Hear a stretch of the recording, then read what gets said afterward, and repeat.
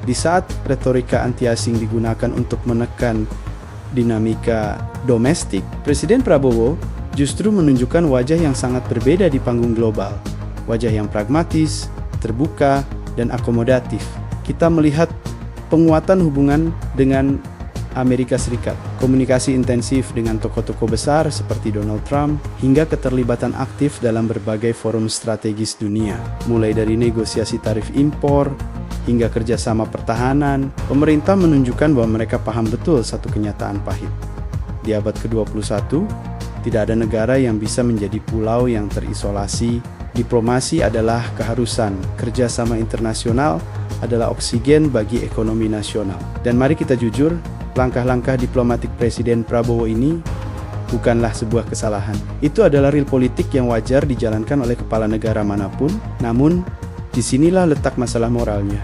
Masalah besar muncul ketika istilah antek asing digunakan secara selektif dan penuh standar ganda. Muncul sebuah kontradiksi yang tajam. Ketika pemerintah menerima investasi besar dari perusahaan multinasional, itu disebut diplomasi ekonomi. Ketika pemerintah membeli alutsista dari negara adidaya, itu disebut ketahanan nasional.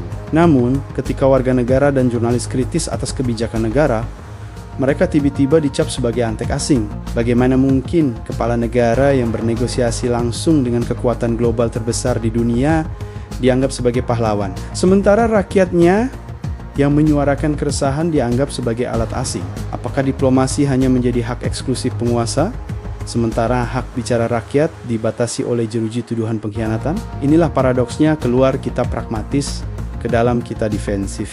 Akibat dari narasi ini sangat serius bagi kesehatan demokrasi kita.